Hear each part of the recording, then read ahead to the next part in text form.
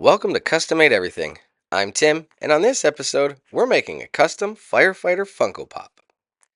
This is the second time I've had a request for a firefighter, and I'll follow the same recipe I used to create this one as I did the original. So, just like the original, I'll be doing some sculpting to the body, and I'm going to be making an air tank as part of the SCBA.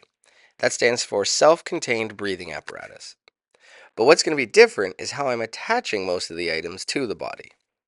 Previously, the SCBA was attached permanently to the body using a peg and glue setup. And as you can see here, I'm going to use magnets this time. Now let's dive into some of the sculpting.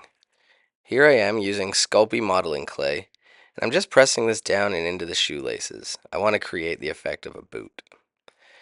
And this is a new step for me. Sculpey makes a product to soften the clay. I thought I'd be able to use this topically with a brush, and when I brush over top of the clay that I pressed onto the figure, I was hoping this would smooth out and get rid of any of the fingerprint marks that I have created. I'm not totally convinced that this was a necessary step. I think I could have done this by sanding, but I'm always trying new things, and I don't know, I guess it kind of worked. So now that that's all been smoothed down, I need to take the Sculpey and the piece, put it in the oven and bake it at 275 degrees for about 10 to 15 minutes. And yes, the vinyl of the figure holds up quite well to the heat of the oven. And now that the boots are done, it's time to move on to the next piece, and that's creating the jacket. So I'm just going to use this white Sculpey, and I'm going to find my rolling pin. It's in here somewhere. There it is. So I'm going to roll out this Sculpey, and in order to keep the thickness consistent, I'm going to place 2 popsicle sticks beside it, and I'll roll it out nice and flat. Then I'm going to cut out the strip that I need and wrap it around the body. After this is on, I'll just use my hands to start blending in that waistline so that it looks like a seamless jacket. Now I use a tool and try and continue some of the creases and the wrinkles that are in the Funko Pop figure down into the bottom half of the jacket. I want to make sure the bottom of my jacket's all the same length, as well as a gap in between the legs. And with the jacket looking great, I went ahead and I sculpted a sweet mustache onto the face of this figure. Would you just look at that soup strainer? What a beauty.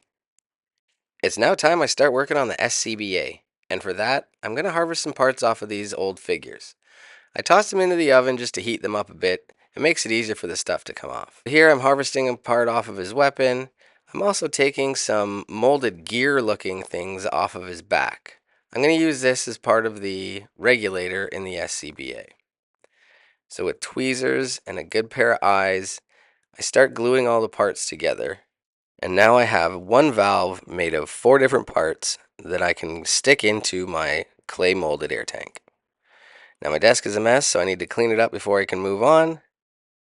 And now that it's clean, I can start making the straps for the SCBA's backpack. I use the same process as I did for the jacket, where I want to have a consistent depth.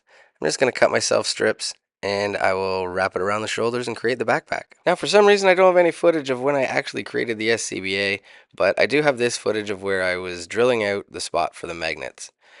Super important tip, make sure you don't glue your magnets in the wrong way. Remember, opposites attract, so you want to make sure you have opposite poles facing outwards. Another difference between this Funko Pop and the original firefighter that I made is that this firefighter is getting an actual firefighter helmet. This head wasn't available when I made the original. So I painted the whole base color of lime green, and then the spots that I needed to keep lime green, I masked over with little triangle pieces of tape, and then I went out in the garage and covered the whole helmet in black.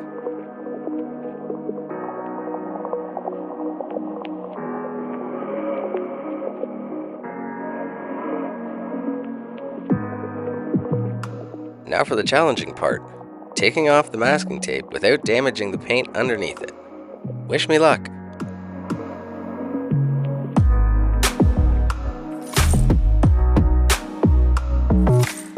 Ooh, that was scary. Time to get it with the tweezers. Oh, that looks beautiful. Way to go, me. Alright, now just remove all the rest of them.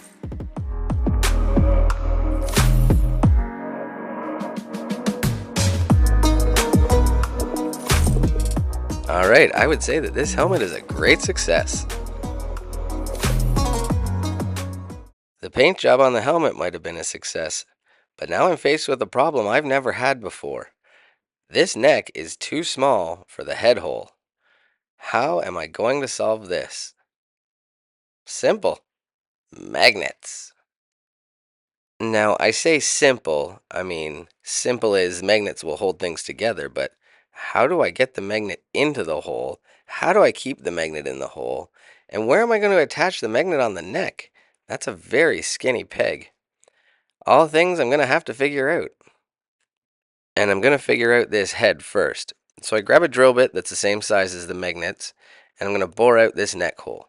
Not too much, I still want a tight fit because that compression will help keep the magnet in, as well as whatever adhesive product I use.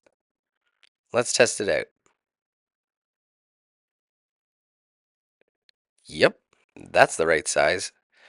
Now I need to figure out how many I'm going to have to stack and how am I going to adhere them in. Well, to adhere them in, I'm going to go with this 2-part epoxy putty. I'm going to take equal parts A and B, I'm going to ram it in that hole, and then I'm going to shove the magnet into it. When it hardens, it will not come out. I solved my next problem off camera. I found smaller magnets and a smaller drill bit, and I hollowed out the neck and shoved some magnets in it. Now I have a magnet in the neck hole and magnets inside my neck, and voila, my body and my head are one. I think this is a very cool fix to a very unique problem, and it's something that I might have to implement in more of my future builds. I just think it's really cool using magnets to stick things together. So all that's left for me is the final assembly of this figure, and all that's left for you is to check out these final shots.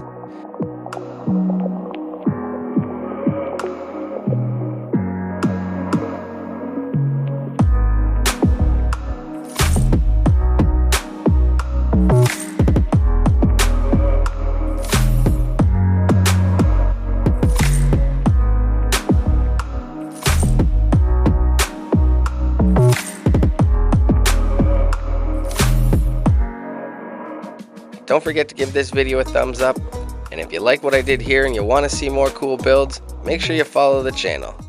And as always, thanks for watching.